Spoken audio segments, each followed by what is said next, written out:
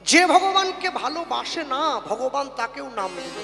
আস্তে মা যখন কীর্তন শুনতে আসে, ছেলেটা কোলে তো বাচ্চাটা ছোট, ওকে নিয়ে যায়, কেন ওকে তো বাড়িতে একা রাখা যাবে না। বাবাও এসেছে, মাও চলে এসছে, একটা ছেলে ছোট বাচ্চাটা কোলে এনেছে। আচ্ছা, বাচ্চাটাকে মা আঁচল পেতে হরিনামের আসনে শুইয়ে দিয়েছে। এখন প্রচন্ড গরম, তাহলে ছেলেটা এদিক ওদিক মোড়ামুড়ি করছে, ওর জামা গেঞ্জিটা খুলে দিয়েছে, খালি গায়ে ওকে একটুখানি, ওকে না ঘুম পাড়ালে মা তো শান্তি মতো গানটা শুনতে ও জ্বালাতন করবে, বারবার কেঁদে উঠবে। আচ্ছা, যখনই ছেলেটাকে জামাটা খুলে দিয়েছে, এবারে ওর গায়ে মশা গিয়ে বসছে, ছেলেটা নিশ্চিন্তে ঘুমাচ্ছে, মশাটা তাড়াবার দায়িত্ব কার? মায়ের। ছেলে তো জেগে থাকতে পারত যে না না, আমার মশা আমাকে তাড়াতে হবে, মা তো গান শুনছে। ছেলে নিজের দায়িত্বটা তার মায়ের হাতে তুলে দিয়েছে। আমার গায়ে মশা বসে যদি রক্ত খেয়ে চলেও যায়, তাড়াবার দায়িত্ব আমার মায়ের। তাহলে সামান্য সন্তান হয়ে মাকে নিজের দায়িত্ব দিয়ে দিয়েছে, তুমি ভক্ত হয়ে ভগবানকে দায়িত্ব দিতে পারো না যে আমার কষ্ট হলে কষ্টটা লাঘব করবার দায়িত্ব ভগবানের? তুমি দাও না। মনের মধ্যে একটা পিছু টান আছে, হবে কি নাও হতে পারে, হবে কি নাও হতে পারে। হ্যাঁ, দু নৌকায় দিয়ে দু পা তুলে উপরে যা, যে কোনো একটা নৌকায় উঠতে হবে। আস্তে বাগনান বাজারে সবজির দোকানে কুমড়ো বিক্রি হয়, দাড়ি পাল্লায় করে কুমড়োটা ধরে আছে, একদিকে 1 কিলোর বাটটা চাপিয়ে দিয়ে আরেক দিকে 1 কিলো কুমড়ো তুলে দিয়েছে।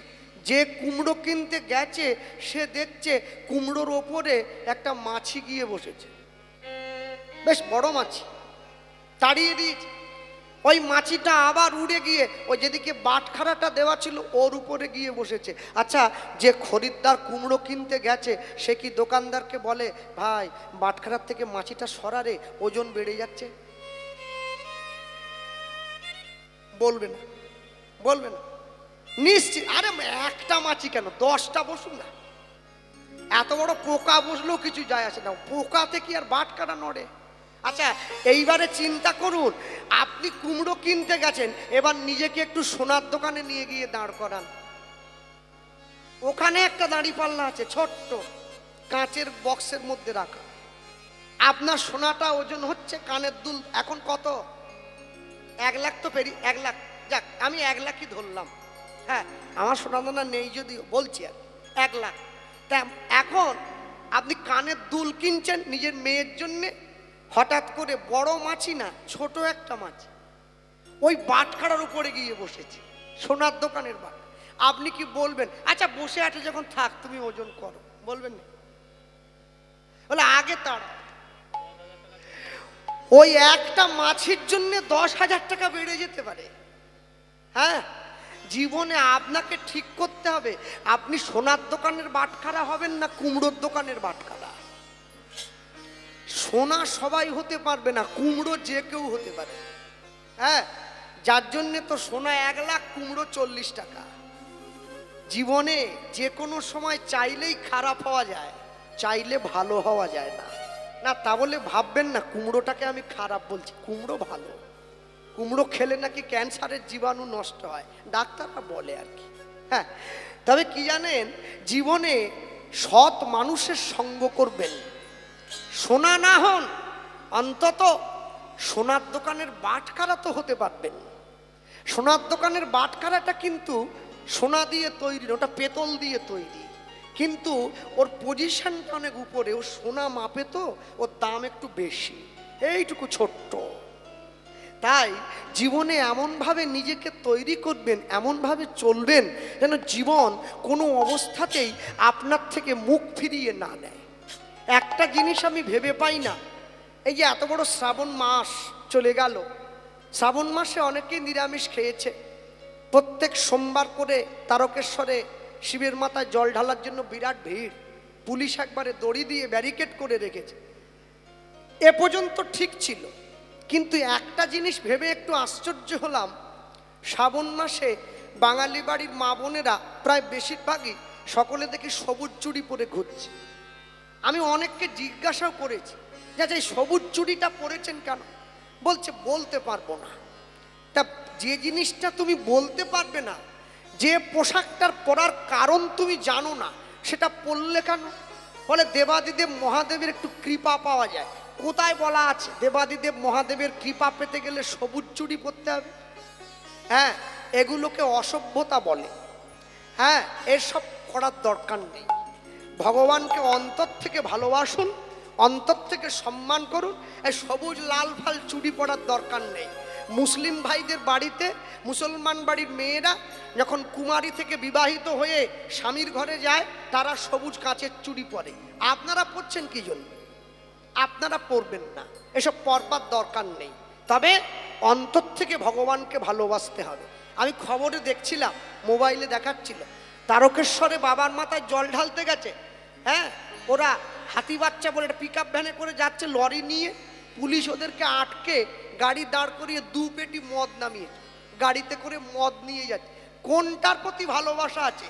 দেবাদিদেব মহাদেবের প্রতি না মদ গাঁজার প্রতি? আসল জায়গায় ভালোবাসা দেখাও। বাবাকে যদি ভালোবাসতে হয়, শিবকে যদি ভালোবাসতে হয়, নেশা না করে, নেশা বিবর্জিত করে, নিজেকে নেশার থেকে দূরে করে তবে শিবের মাথায় জল ঢালতে যাও। হ্যাঁ, বাবার মাথায় জল ঢালতে যাচ্ছে, আগের দিন তো নিরামিষ খেতে হবে, কেন পরের দিন জল ঢালা? পরের দিন সকাল থেকে উপোস করে থাকতে হয়। এবারে শেওড়াপুলির থেকে জলটা তুলে একবারে হেঁটে যেতে হয় 32 মাইল রাস্তা, পায়ে হাঁটা। এই সকালবেলা যখন ট্রেন ধরবে, আমার বাড়িটা প্ল্যাটফর্মের সামনাসামনি, সকালবেলা ট্রেন ধরার জন্য এসছে, দোকান থেকে একটা সিগারেট কিনে ধরিয়ে টানতে টানতে যাচ্ছে কাঁধে বাগ নিয়ে। এই ভালোবাসা, এই ভক্তি দেবাদিদেব মহাদেবের চরণে না দিলেও চলবে। ভালো যদি বাসতে হয় অন্তর দিয়ে বাসবে, অন্তর থেকে ভালোবাসবে। কোনোদিনও এইভাবে লোক দেখানো ভালোবাসা হয় না। ভক্তমণ্ডলী, ভক্তিমতী মায়েরা, তাহলে নৌকো দেওয়া হয়েছে, পার হওয়ার ব্যবস্থাও করা দেওয়া হয়েছে। এবার নৌকোটা তো চালাতে হবে। নদীতে নৌকো চালাবে কি? একটা ড্রাইভারের প্রয়োজন, তো যাকে কান্ডারি বলেন আপনারা। নদীতে নৌকো চালাবার জন্য কান্ডারিকে আমাদের শ্রী গুরুদেব, তিনি নৌকোটা পার করবেন, যার যেই গুরু আছে। তা আমি বলতে গিয়ে একটা কথাই বলবো, কে সূচি হবে কে মুচি হবে এ প্রসঙ্গে আমি যাব না। আমি একটা কথাই যাব, সকলে জাতি ধর্ম বর্ণ নির্বিশেষে যারা এই জায়গায় এসেছেন, অন্তত প্রত্যেকে গলায় তুলসীর মালাটা পরবেন। আমি এইটুকু অনুরোধ করলাম সবাইকে। হ্যাঁ, কেন বর্তমান সনাতন হিন্দু ধর্মের যে প্রেক্ষাপট, যেই পরিস্থিতিতে আমরা দাঁড়িয়ে আছি, আমি সেই পরিস্থিতির উপর দাঁড়িয়ে কথাটা বললাম। কোনো অজুহাত দেবেন না, কোনো গাল গল্প নয়। লোকে বলে দাদা আমি মাছ খাই, আমি মাংস খাই, আমি এই ডিম খাই, আমি একাদশী করি না। কিচ্ছু করার দরকার নেই। মালা পড়বেন, মালা পড়বেন, অবশ্যই পড়বেন। তবে যারা নিরামিষ খাচ্ছেন তারা মালাটা কণ্ঠের সঙ্গে লাগিয়ে পড়েছেন, যারা আমিষ খাচ্ছেন মালাটা কণ্ঠের থেকে নামিয়ে পড়বেন। তবে পড়বেন, কেন পড়তে বলছি জানেন? লাইনে দাঁড়ান, তবে তো ডাক পাবেন। পড়তে থাকুন, না পড়লে বুঝবেন কি করে? হ্যাঁ, আকাশের শোভা চাঁদ, চাঁদের শোভা তারা, বৃন্দাবনে কৃষ্ণ শোভা, নদিয়ার শোভা গোরা, গ্রামের শোভা বাড়ি আর রাস্তার শোভা গাড়ি, মুসলমান ভাইদের শোভা তার বড় বড় দাড়ি, এত বড়। হ্যাঁ, বাঙালি হিন্দুরা, কমালে হবে না, বাড়িয়ে রাখো। বাঙালি হিন্দুরা সংসারে পড়ে ভোগ করে কত জ্বালা, তবু তারা গলায় দিল না দুফে তুলসীর মালা। মালা পড়বেন, প্রত্যেকে মালা পড়বেন, কেউ যেন বাদ না যায়, সকলে পড়বেন। এক পকেটে মোবাইল থাকে, আরেক পকেটে গীতা থাকবে, তবে তো জীবনে ব্যালেন্স থাকবে। সব মুসলমান কোরআন পড়তে জানে না, কিন্তু কোনো মুসলমান কোরআনের নিন্দা শুনবে না। সব খ্রিস্টান বাইবেল পড়তে জানে না, কিন্তু কোনো খ্রিস্টান বাইবেলের নিন্দা শুনবে না। হিন্দু গীতা পড়তে জানে, কিন্তু গীতার নিন্দা শোনে। এজন্য সনাতন ধর্মের আজকে এই পরিণতি। ভালো লাগুক আর না লাগুক রোজ খাবেন তিতা, ইচ্ছে করুক আর না করুক রোজ পড়বেন গীতা। ভুল হোক, ভুল পড়বেন, ভুলই পড়ুন, তবু পড়ুন, হাল ছেড়ে দেবেন না। ভুল পড়তে পড়তে দস্যু রত্নাকর যেমন ভাবে মরা মরা বলতে বলতে রাম উচ্চারণ করেছিল, আমাদেরও একদিন ভুল হতে হতে হতে হতে ঠিক হয়ে যাবে। মায়ের পেট থেকে জন্ম নিয়েই কেউ ঠিকটা শিখতে পারে নাই। যে মায়েরা বসে আছেন এখানে, বলুন তো, জীবনে যখন প্রথম রান্না শিখেছিলেন, রান্না কড়াখুন্তি রান্নাঘরে যাওয়ার সঙ্গে সঙ্গে একদম রান্নায় হাতটা পেকে গিয়েছে? 1 থেকে 2 বছর 5 বছর হাতটা পাকাতে হয়েছে। কত গরম তেল হাতে ছিটে পড়েছে, কত ভাতের ফ্যান ভাত উপর দিতে গিয়ে পড়ে গেছে, কত ভাত নষ্ট হয়ে গেছে, কত গালমন্দ শুনতে হয়েছে স্বামীর ঘরে, শ্বশুর শাশুড়ির কাছে, কত গঞ্জনা। হাল কিন্তু ছাড়েননি, ধরে রেখেছেন। হরি বল, হরি বল। তবে তো আজকে পাকা রাঁধুনি হয়েছেন। তো নিজের স্বামী শ্বশুর ছেলে মেয়েকে খুশি করার জন্যে 5 বছর ধরে রান্না শিখতে পারেন, আর ভগবানকে খুশি করার জন্য 1 বছর ধরে গীতাটা পড়া অভ্যাস করতে পারবেন না? ধরে রাখুন না, এক পকেটে মোবাইল থাকবে, আরেক পকেটে গীতা থাকবে, তবে তো জীবনে ব্যালেন্স থাকবে। সপ্তাহে 1 দিন করে বাড়িতে মাছ মাংস রান্না করে খাওয়া হচ্ছে, পরের সপ্তাহে ওই দিনটায় কোনো ঠাকুর বাড়িতে গিয়ে প্রসাদ পান, তবে তো জীবনে ব্যালেন্স থাকবে। মাসে 1 দিন করে সবাই মিলে পিকনিক করতে যায়, ফিস্ট করতে যায়, মাসে 1 দিন করে সকলে মিলে কীর্তন শুনতে যান, তবে তো জীবনে ব্যালেন্স থাকবে। সব সময় নাম করবেন, অফিসে যাবেন, কাজে যাবেন, ট্রেনে যাবেন, বাসে যাবেন, সব সময় মনে মনে নাম করুন। এমনভাবে নামকে নিজের জিহায় বসিয়ে নেবেন, মরণকালে আপনি নামকে ছেড়ে দিলেও নাম যেন আপনাকে ছেড়ে না যায়। জীবন এত সহজ নয়। জীবনকে সঠিকভাবে চালনা করতে গেলে অনেক কষ্ট করতে হয়। মুচি হয়ে সূচি হয় যদি কৃষ্ণ ভজে, সূচি হয়ে মুচি হয় যদি কৃষ্ণ ত্যাজে। বাবা ছেলের কাছে গিয়ে জানতে চাইছেন, হ্যাঁ রে খোকা, বড় হয়ে কি হতে চাস? ডাক্তার হবি না মাস্টার হবি? না না, মাস্টার আমি বলবো না,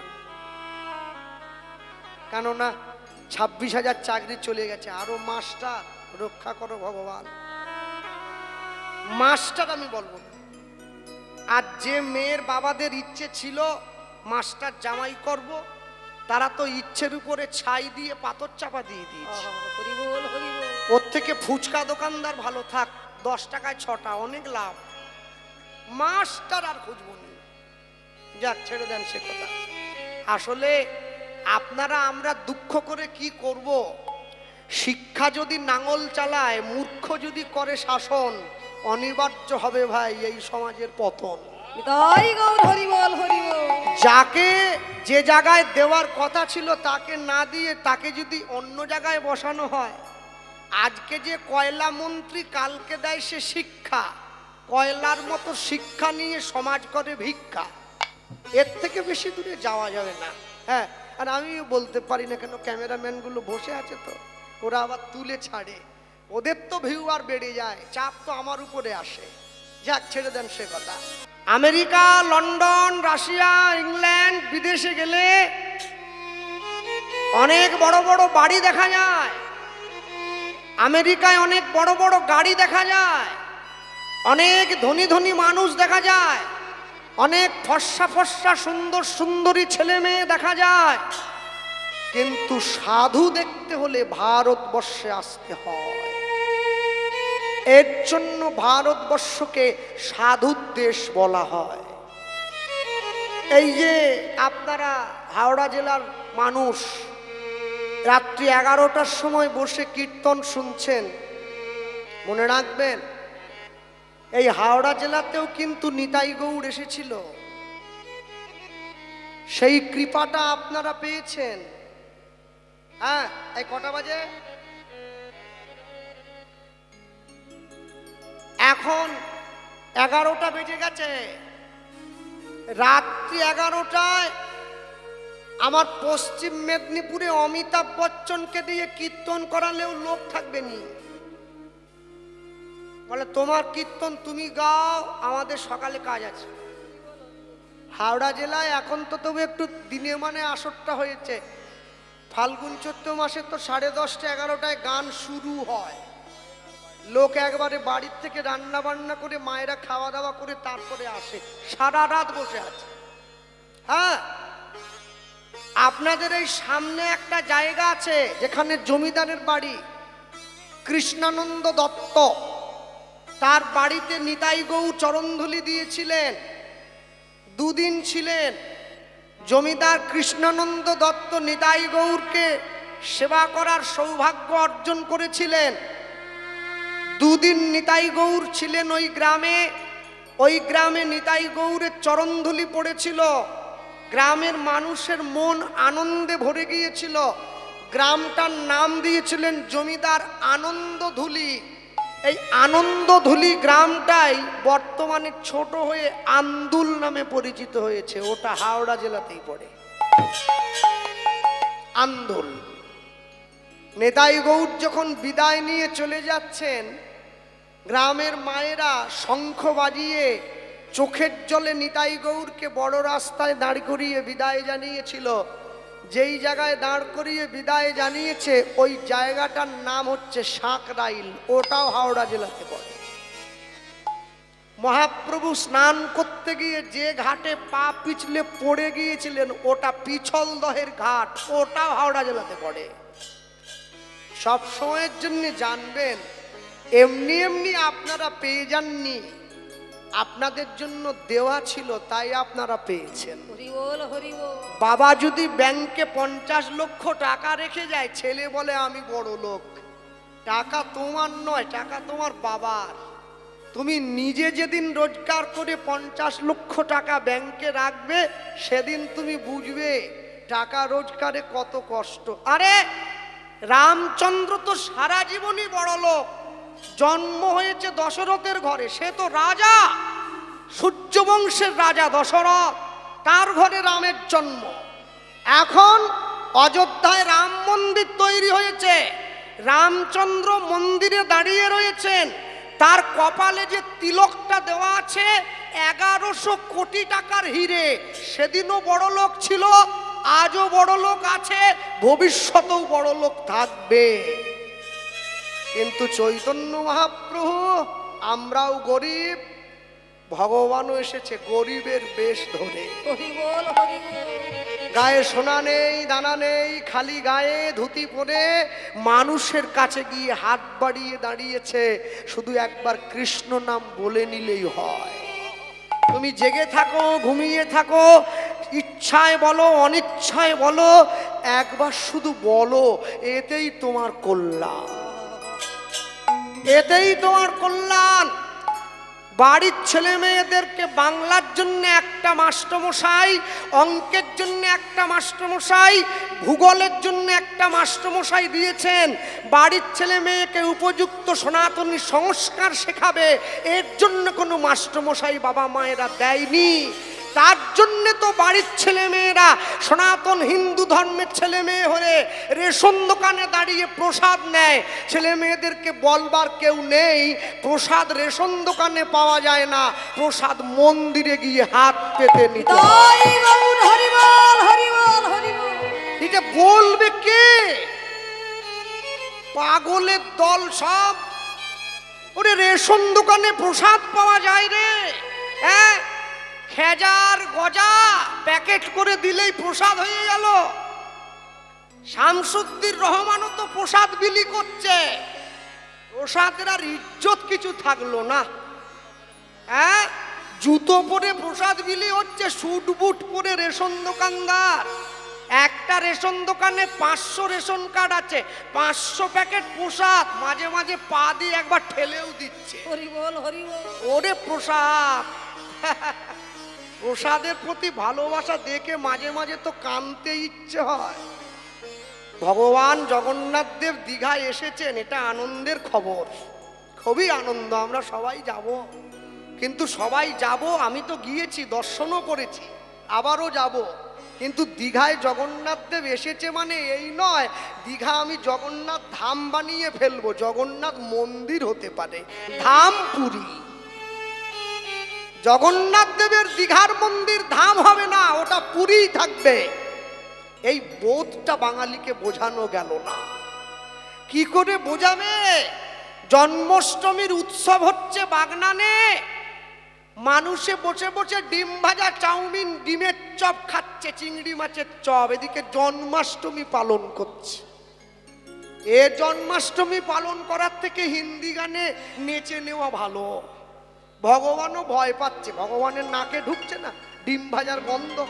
মন্দিরের পাশেই তো দোকানটা দিয়েছে। হ্যাঁ, আবার সেই বাড়ির মায়েরা বলে আমরা সকাল থেকে উপোস করে আছি, এগরোল খেয়ে উপোস ভাঙবো। ভগবানের প্রতি ভালোবাসা একবারে কানের দুদিক দিয়ে গড়ে পড়ছে।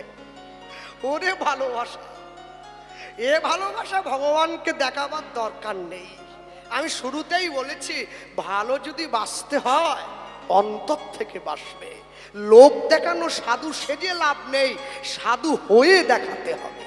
হ্যাঁ, একবার চিন্তা করুন বৃন্দাবনে প্রেমানন্দ মহারাজের কথা, যার দুটো কিডনি নেই, বেশি জল তো খেতে পারে না।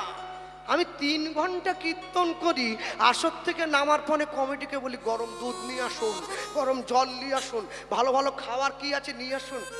এত মানুষে তার কাছে উপদেশ নেওয়ার জন্য যায়, তিনি জল খেতে পারেন না, তার কিডনি নেই। একটা ভেজা তোয়ালা পাশে আছে, ওইটা ঠোঁটের ওপরে বুলিয়ে নেন। প্রেমানন্দ মহারাজকে হিন্দুও ভালোবাসে, মুসলিমও ভালোবাসে, খ্রিস্টানও ভালোবাসে। আরে এটাই তো সনাতন ধর্ম, যে ধর্মের সাধুকে গোটা জগৎ ভালোবাসে। বিরাট কোহলির মতো বিশ্ববিখ্যাত ক্রিকেটার, যার চরণ তলে গিয়ে গড়াগড়ি দেয়, তাকেই তো ভারতবর্ষের সাধু বলা হয়। তাই গৌর হরি বল, হরি বল। সবাই গড়াগড়ি দেবে না। সাধু যদি দেখতে হয় ভারতবর্ষে আসতে হবে। সাধু দেখতে হলে ভারতবর্ষে আসতে হবে। ভগবান বিদেশের মাটিতে জন্মায় না কেন? ভগবানকে কেউ প্রশ্ন করলে হয়তো ভগবান উত্তর দেয়, কেন জন্মায়নি জানো? বিদেশের মাটিতে এমন কাউকে পাওয়া গেল না যে আমাকে কাঁধে চড়ে নিয়ে ঘুরে বেড়াবে, যে এঁঠো ফলটা খেয়ে বাকি এঁঠোটা আমায় দেবে, বলে কৃষ্ণ খা, এইটা মিষ্টি, আর এটা খাস না, এটা টক। এর জন্যই ভারতবর্ষে ভগবান। প্রেমানন্দ গুরুদেবের চরণে প্রণাম করে উঠে দাঁড়িয়েছে। উঠে দাঁড়িয়ে গুরুদেবকে বলছে, গুরুদেব আমি আপনার আশ্রমে থাকবো। গুরুদেব বলছে, বাবা আশ্রমটা তো বাড়ি নয়, আশ্রমে থাকতে গেলে কাজ করতে হয়। কি কাজ করব? শোন, প্রত্যেক দিন আমার আশ্রমের নিয়ম আছে, তুই 21টা বাড়িতে ভিক্ষা করতে যাবি, একটা বেশিও নয় একটা কমও নয়। 21টা বাড়িতে ভিক্ষা করে তুই যা পাবি আমায় এনে দিবি। আবার আরেকটা কথা কি, প্রত্যেক বাড়ির থেকে 1 মুঠো করে নিবি, একটু বেশিও নয় কমও নয়। যারা প্রকৃত সাধু হয়েছে, মানুষকে জীবনে 2 বার ভিক্ষে করতে হয়। কখন বলুন তো? একবার মেয়ের বিয়ের সময়, আরেকবার পিতামাতার শ্রাদ্ধের সময়। আরেকবার ভিক্ষা করতে হয় যখন হরিনাম সংকীর্তন হয়, তখন ভিক্ষা করতে হয়। হ্যাঁ, ভিক্ষা করলে নাকি অহংকার দূরে যায়, লোকে বলতো শুনলাম। মানুষের দরজায় মাথাটা নিচু করে দাঁড়াতে হয়। ভক্তমণ্ডলী মায়েরা, যারা প্রকৃত সাধু হয়েছে তারা কোনোদিনও 5 বাড়ির বেশি ভিক্ষা চায় না। যারা প্রকৃত ব্রহ্মচারী বৈষ্ণব তারা কোনোদিন 11টা বাড়ির বেশি ভিক্ষা চায় না। যারা প্রকৃত ভক্ত হয়েছে তারা কোনোদিন 21টা বাড়ির বেশি ভিক্ষা চায় না। কিন্তু আমার মতো ভিখারি আমি করি না, বলছি আর কি। একদিনে 3 পালা গান হলেও করতে ছাড়ে না। সকালে গাদিয়াড়া, দুপুরে শ্যামপুর, রাতে শশাটি, ডেলি 3 পালা। লোভে পাপ, পাপে মৃত্যু। হ্যাঁ, যে লোকটা সুগার আছে 500, ও মিষ্টির দোকান দেখলেই টানা হয়ে চলে যাচ্ছে। খালোর কালীবাড়িতে মা কালী মিষ্টান্ন ভাণ্ডার, ক্ষীরের পেড়া দেখলেই টানা হয়ে যায়। বলে কি আবার যাচ্ছেন কেন? বলে মিষ্টি আমাকে টানছে। মিষ্টি আপনাকে টানেনি, আপনার মরণ আপনাকে টানছে, আপনি খেলেই মরবেন। 500 সুগার। হ্যাঁ, যেটাতে ক্ষতি হবে সেইটার দিকে মানুষে যায়। চপের দোকানে 2 কিলোমিটার লম্বা লাইন, আর ক্ষীরের দোকানে মাছি তাড়াচ্ছে। নেই, খদ্দের নেই। কেন বলুন তো? ভালোর প্রতি মানুষের টান কম, খারাপের প্রতি টান বেশি। হ্যাঁ, মদ নিয়ে অন্ধকারে যে বসে থাকে, খদ্দের মোবাইলের টর্চ জেলে চলে যায়। দুধ নিয়ে যদি রাস্তায় আলোতেও বসে থাকে কেউ খদ্দের যায় না, গোয়ালা বাড়ি বাড়ি যায়। কিন্তু মনে রাখবেন, আজ পর্যন্ত দুধ খেয়ে কারো ক্ষতি হয়নি, যত ক্ষতি মদ খেয়েই হয়েছে। হ্যাঁ, ভালো জিনিস সারা জীবন ভালোই থাকে। যার টাকা নেই সে ভগবানকে ডাকছে, আমায় টাকা দাও হে মাছি। যার টাকা নেই সে ভগবানকে ডাকছে, যার টাকা আছে সে তো টাকা বাথরুমে রেখে দিয়ে জেলে গিয়ে বসে আছে, সেও ভগবানকে ডাকছে, আমাকে জেল থেকে ছাড়ি দাও। হরি বল হরি বল। ভগবান বলে আমি কোন দিকে যাই, আমি তো চিন্তায় পড়ে গেছি। যার নেই সেও ডাকছে, ওকে দিয়েছি ও ডাকছে, মাঝখানে এই গরিব কীর্তনের দল সব পড়ে গেছে। হ্যাঁ, কীর্তনের দল গরিব বলবো না, আমি গরিব বলছি আর কি। হ্যাঁ, আমরা আর ভগবানকে বলি তুমি একটু আমাদেরকে টানে রাখবে, কেন টানে রাখলে তোমার দিকে টান থাকবে। কেন কম দিলে না খেয়ে মরতে হবে, বেশি দিলে আবার জেলে চলে যেতে হবে, বলা তো যায় না। কি জানেন তো, ভালোর থেকে খারাপটা বেড়ে গেলেই না ওটাকে গোড়ার থেকে ছেঁটে একটু সমান করে দিতে হয়। জগতে ভালো আর খারাপ সবই থাকবে, কিন্তু ভালোর থেকে খারাপটা বেড়ে গেলেই সমাজে তখন অসুবিধে হয়ে যায়। তাই ভালোটাও থাকবে খারাপটাও থাকবে, সব সময়ের জন্য মনে রাখবেন মানুষের জীবনে ইচ্ছে অনেক, পূরণ করবার মালিক হচ্ছেন তিনি। যতটুকু চাইবেন সেইটুকু পূরণ হবে, যতটুকু চাইবেন না সেইটুকু পূরণ হবে না। হরি বল হরি বল। লটারির টিকিট কাটছে সবাই, কিন্তু কোটি টাকা সবার লাগবে না, যে কোনো একজনের লাগবে। ভগবানকে ডাকছে সবাই, সবাই কি পাবে? সবাই পাবে না। হ্যাঁ, ভক্তমণ্ডলী ভক্তিমতী মায়েরা, জীবনে যদি বন্ধুত্ব করতে হয় না, এমন বন্ধুত্ব করবেন যে বন্ধুত্ব কোনোদিন নষ্ট হয়ে না যায়। হ্যাঁ, এতদিন পর্যন্ত যাদের বাড়িতে বাড়িতে প্রত্যেক দিন 1 কিলো করে দুধ দিয়ে যায় গোয়ালা এসে, দুধের সঙ্গে অনেকেই বন্ধুত্ব করেছে, কিন্তু দুধ আজকে এমন একটা বন্ধু পেল একেবারে মনের মতো, দুধের সঙ্গে পড়া মাত্র সেও দুধের রং হয়ে গেল।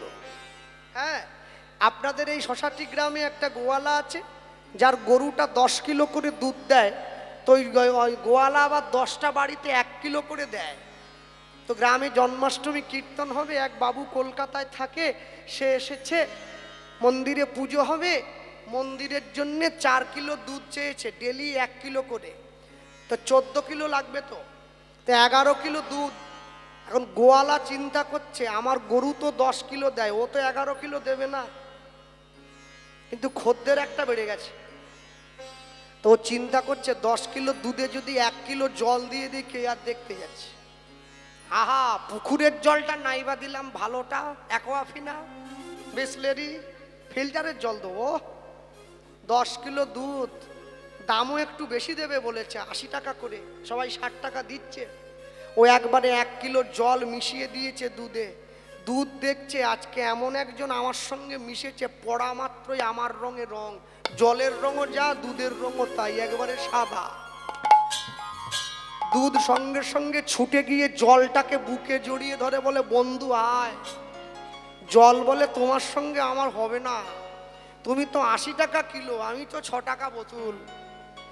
জল যখনই এ কথা বলেছে, দুধ তখনই বলছে, আজ থেকে তোকে কথা দিলাম, জীবনে যখনই তুই আমার সঙ্গে মিশবি, আমিও যে দামে বিক্রি হব তুইও সে দামে বিক্রি হবি। যা, দুধের সঙ্গে জল মিশিয়ে দিলে দুধও 80 টাকা, জল মেশানো দুধও 80।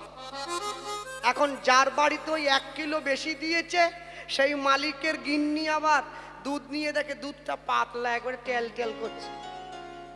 ও তো বুঝে নিয়েছে জল মিশিয়েছে, তা জল দেওয়া দুধ নাতি নাতনিকে খাওয়াবো, এটা কেমন একটা বাজে হয়ে গেল না? আমি বরং উনুনে বসিয়ে একটু দুধটা ফোটালে জলটা ধুয়ো হয়ে উড়ে যাবে, দুধটা বসে থাকবে। উনুনে বসিয়ে দুধটা ফোটাচ্ছে, জলটা ধুয়ো হয়ে উড়ে যাচ্ছে, দুধ দেখছে আমার বন্ধুত্ব তো শেষ হয়ে যাচ্ছে। কি হবে? দুধ এবারে উতলে এসে আগুনটাকে নিবানোর চেষ্টা করছে। মালিকের স্ত্রী দেখছে সব গুনাশ হয়েছে, আসল জিনিসই যদি চলে যায় তো খাওয়াবো কি, আবার বোতল থেকে ঢাকনা খুলে আবার জল দেয়, বলে বন্ধু আয়। এই না হলে বন্ধু? হ্যাঁ, এমন বন্ধু করবেন বিপদের দিনে ছেড়ে চলে গেল, ও বন্ধু করে কি হবে? এমন বন্ধু করবেন যে বিপদের দিনে পাশে এসে দাঁড়ায়, তাকে বন্ধু বলে বলা হয়। বিপদের দিনে যে নিজের পকেটের পয়সা দিয়ে যে আপনার উপকার করে, ওকে বলে বান্ধব। আপনার আত্মার সঙ্গে যদি তার আত্মার মিল হয়, তখন তাকে বলে আত্মীয়। আত্মীয় যদি আপনাকে গোবিন্দ চরণটা চিনিয়ে দিতে পারে, তখন সে আপনার পরমাত্মীয়। আর যে লোকগুলো 6 মাসে 9 মাসে করে আপনাদের বাড়িতে এসে পোস্তুর বড়া খেয়ে আপনাদের বদনাম করে গালাগালি করে বাড়ি যায়, ওকে বলে কুটুম। ওরা আপনাদেরই খাবে, ঘুরে আবার আপনাদেরকে গালাগালি করবে। আমাদের পশ্চিম মেদিনীপুরে একটা জায়গা আছে, জায়গাটার নাম ঘাটাল, নাম শুনেছেন তো? হ্যাঁ, ওখানে সব মাস্টাররা বসবাস। হ্যাঁ, না সব সোনা দোকানদাররা, ঘুমোবেননি কেউ, হ্যাঁ খুব সাবধান। তো ওইখানে সব সোনা দোকানদাররা বসবাস করে, সব বড় লোকের জায়গা, বুঝলে? তো ঘাটালের দিকে অনেক সময় কীর্তনে যাই, তো যার বাড়িতে কীর্তন হয়, মালা চন্দন পরবা পরাবার জন্য মালিক আসে, কেন তার বাড়ি কীর্তন, সে লোককে একটু দেখাবে যে আমার বাড়ি গান হচ্ছে। সে তো একা আসে না, তার গিন্নিকে সাথে নিয়ে আসে। তো তার গিন্নিকে দেখে আমি একটু মাঝে মাঝে ভয় পাই ওইদিকে গেলে। মানে আমি শুধু মনে মনে ভাবি, মাতা বেঁচে গেছে, আমি আমার নিজের স্ত্রীকে সঙ্গে আনিনি, তাহলে সারা জীবন অপরাধী হয়ে বাঁচতে হতো। কেন বলুন তো? সোনা দোকানদারের স্ত্রী যে হয়, সোনা দোকানদারের গিন্নি যে হয়, তারা সোনা একটু বেশি পরে, সে আমি জানি, কিন্তু যেখানে দরকার সেখানটা তো পড়েইছে, যেখানে দরকার নাই রে ভাই সেখানটাও পড়েছে। হ্যাঁ, কানে পড়লো, ঠিক আছে, এই পর্যন্ত ঝুমঝুম করে বাজছে, জোরে আবার মাথা হিলতে পারেনি, কান ছিঁড়ে যাবে এত বড়। ঠিক আছে, মানলাম তুমি সোনা দোকানদারের গিন্নি পড়েছো, এই পর্যন্ত পড়েছে, 10টা ফুটো করা আছে, এখানে পড়লে ঠিক আছে, এইগুলোতে পড়ার কি দরকার? কানের 12টা নয়, কানে 14টা বেজে গেছে। আমার নিজের স্ত্রী সঙ্গে থাকলে আমাকে দেখিয়ে শিক্ষা দিত, দেখে শেখো, কেমন করে সোনা পরাতে হয় দেখে শেখো। ওরে, প্রতি বছর দুর্গা পুজোয় জামদানি আমদানি হয়, সে তো আমি জানি, পুজোর আগেই মুখটা শুকনো হয়ে যায়, তুমি এত গান করছো, একটা জামদানি আমদানি হলো নি। জামদানি দিয়ে কি করবি? ওরে মরার সময় সব খুলে নেবে, হরি নাম কর। হ্যাঁ, মানুষ কত চালাক জানো, মরে যাওয়ার পরে এই জামা কাপড়গুলো দিয়ে দেয়, বলে এগুলো পরে কীর্তন গাইতো না, বড্ড মায়া পড়ে গেছে, বলে দাও, ওর সঙ্গে দিয়ে দাও। হ্যাঁ, পাড়ার লোক এসে বলছে, তাহলে গোপালের হাতে যে সোনার আংটিগুলো ছিল, বলে ওগুলো দেওয়া যাবে নি, সোনায় দোষ নেই, খুলে নাও। মানে যত দোষ এই জামা কাপড়গুলো, সোনাতে দোষ নেই। আর ছেলে মেয়েগুলো হয়েছে সেই রকম, ওরা কিছু দেয়নি, একটা ফ্রিজ ট্রিজ দিলে তবু ঠান্ডা জল একটু শ্মশানে খেতাম, তাও তো দেয়নি, এটা ফুটো মাটির কলসি দিয়ে এসেছে। রাত জেগে না ঘুমিয়ে এই কষ্ট করে পয়সা রোজগারের এই তো দাম। আর এইখানে একটা জিনিস লেখা আছে, এই যে মাননীয় নয়ন মান্না মহাশয়, ভারতীয় জীবন বীমা নিগম, LIC, life insurance corporation of India. হ্যাঁ, LIC যারা করায় সেই এজেন্ট বাবুদের দেখলেই তো আমার ভয় লাগে। ওনারা ডেথ সার্টিফিকেট সাথে নিয়ে ঘুরতেছে, বেঁচে থাকলে 20 লাখ, মরে গেলে 40। হ্যাঁ, আরে আমি যদি মরে যাব টাকা দিয়ে কি করব? কেন আপনার বাড়ির লোক বড় লোক হবে? হায় হায়, এমনি বললেও করবো না। হ্যাঁ, যাই হোক, না না, টাকা রাখতে হবে, টাকার গুরুত্ব বিরাট। হ্যাঁ, ভক্তমণ্ডলী, ভক্তিমতী মায়েরা মনে রাখবেন, জীবনে যা কিছু করুন না কেন, কোনো দিনের জন্যে নাম ছাড়বেন না, নাম করতে থাকবেন।